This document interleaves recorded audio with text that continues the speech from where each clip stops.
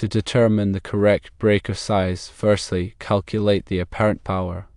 This is done by multiplying the input voltage by the input current. In this case, the apparent power is equal to 480 volts alternating current times 200 amps, which equals 96,000 volt amps. Secondly, apply a correction factor for the power factor. Assuming a typical power factor of 0.9 for a power supply, the true power in watts is calculated by multiplying the apparent power by the power factor. Therefore, the true power equals 96,000 volt amps times 0.9, resulting in 86,400 watts. Thirdly, calculate the minimum breaker amperage by dividing the true power by the input voltage. The breaker amperage equals 86,400 watts divided by 480 volts alternating current, which equals 180 amps. Fourthly, choose a standard breaker size that is the nearest standard size above the calculated amperage. In this case, the nearest standard breaker size above 180 amps is 200 amps. To determine the wire size, firstly, calculate the maximum allowable voltage drop. An industry standard is typically 2% to 5%. Let's use 3% for this calculation. The voltage drop equals 3% times the input voltage, which is 0.3 times 480 volts alternating current, resulting in 14.4 volts alternating current. Secondly, calculate the current per conductor. The output current of the power supply is 300 amps. Since it is a three-phase system, the current per phase or conductor is calculated by dividing the output current by the number of conductors in the input. The conductor current equals 300 amps divided by 3, resulting in 100 amps. Thirdly, determine the wire size using a conductor ampacity table. Using the National Electrical Code or NEC Table 310.16, select a wire size that has an ampacity greater than or equal to 100 amps and is suitable for the location and voltage. For example, using THHN copper conductors and assuming the wires are in conduit, a number 3 American wire gauge or AWG wire would be suitable. It has an ampacity of 110 amps for 480 volts alternating current in conduit. To summarize, the recommended breaker size is 200 amps and the recommended wire size is number 3 AWG THHN or equivalent. It is important to consult local electrical codes and regulations to ensure compliance with all applicable requirements for the specific installation. The NEC Table 310.16 provides ampacities for conductors rated 0 through 2000 volts, 60 degrees Celsius through 90 degrees Celsius, not more than 3 current-carrying conductors in raceway cable or earth directly buried based on ambient temperature of 30 degrees Celsius. For example, a number 14 AWG copper wire with THHN insulation rated at 90 degrees Celsius has an ampacity of 25 amps, and number 12 AWG copper wire with THHN insulation rated at 90 degrees Celsius has an ampacity of 30 amps, and number 10 AWG copper wire with THHN insulation rated at 90 degrees Celsius has an ampacity of 35 amps.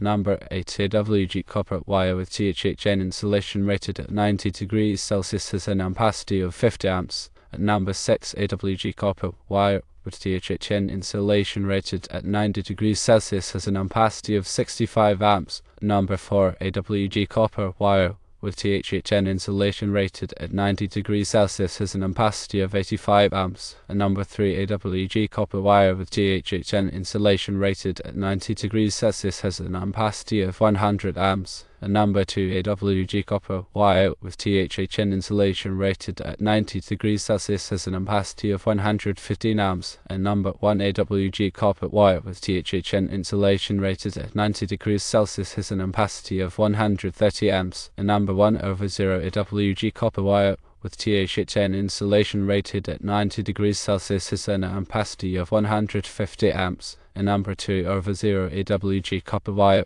with THHN insulation rated at 90 degrees Celsius has an ampacity of 175 amps. And number 3/0 AWG copper wire with THHN insulation rated at 90 degrees Celsius has an ampacity of 200 amps. A 250 kcmil copper wire with THHN insulation rated at 90 degrees Celsius has an ampacity of 215 amps. A 300 kcmil copper wire with THHN insulation rated at 90 degrees Celsius has an ampacity of 240 amps. 350 kcmil copper wire with THHN insulation rated at 90 degrees Celsius has an ampacity of 260 amps. A 400 kcmil copper wire with THHN insulation rated at 90 degrees Celsius has an ampacity of 280 amps. A 500 kcmil copper wire with THHN insulation rated at 90 degrees Celsius has an ampacity of 320 amps. A 600 kcmil copper wire with THHN insulation rated at 90 degrees Celsius has an ampacity of 355 amps. A 700 kcmil copper wire with THHN insulation rated at 90 degrees Celsius has an ampacity of 385 amps. A 750 kcmil copper wire with THHN insulation rated at 90 degrees Celsius has an ampacity of 400 amps. An 800 kcmil copper wire with THHN insulation rated at 90 degrees Celsius has an ampacity of 405 amps.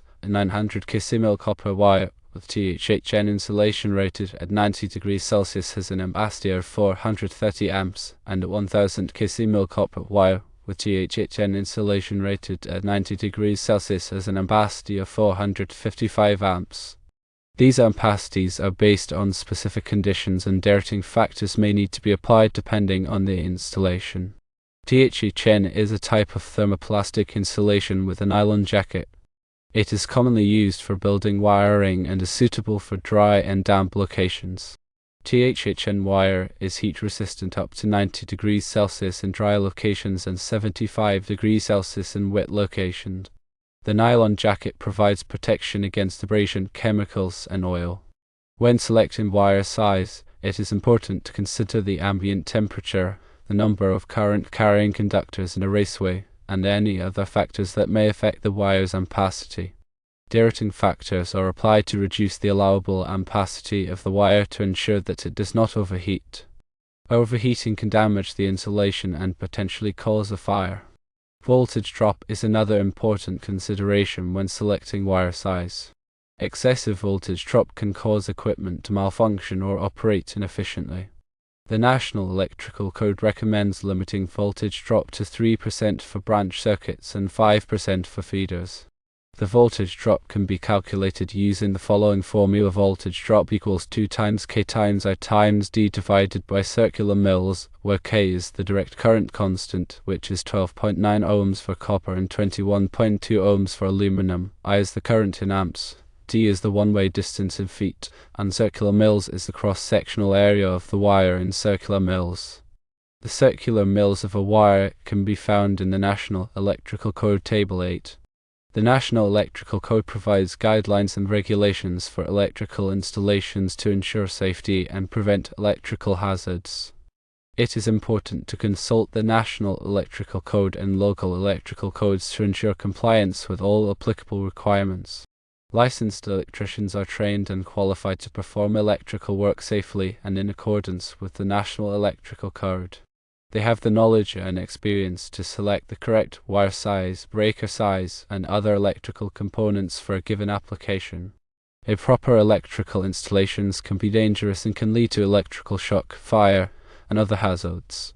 It is always best to hire a qualified electrician to perform electrical work. A 200 amp breaker is a circuit breaker that is designed to protect an electrical circuit from overcurrent. It is rated to interrupt a current of 200 amps. Circuit breakers are designed to trip or open the circuit when the current exceeds the breaker's rating. This protects the wiring and equipment connected to the circuit from damage. Circuit breakers are typically used in residential, commercial, and industrial electrical systems. They are available in a variety of sizes and types to meet the needs of different applications. A 200 amp breaker is typically used to protect a main service panel or a large sub-panel. It may also be used to protect a large appliance or piece of equipment. When selecting a circuit breaker, it is important to choose one that is properly sized for the circuit it is protecting. The breaker should be rated to interrupt the maximum current that the circuit is likely to carry.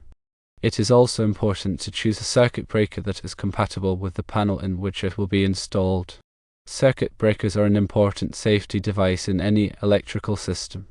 They protect against overcurrent, which can cause fires and other hazards. It is important to have a properly sized and installed circuit breaker to ensure the safety of your electrical system. Additionally, the input current and voltage should be verified before installation to ensure the equipment operates safely and effectively, taking into account any specific site conditions or load requirements. Also, remember to consider the ambient temperature and ventilation around the power supply. High ambient temperatures can reduce the power supply's output capacity, and inadequate ventilation can lead to overheating and failure. Check the manufacturer's specifications for recommended operating conditions. If the power supply is located in a harsh environment such as a dusty or corrosive environment, additional protection may be needed. This could include using a sealed enclosure or applying a protective coating to the power supply. Grounding is another crucial aspect of electrical safety. Ensure that the power supply is properly grounded to prevent electrical shock hazards.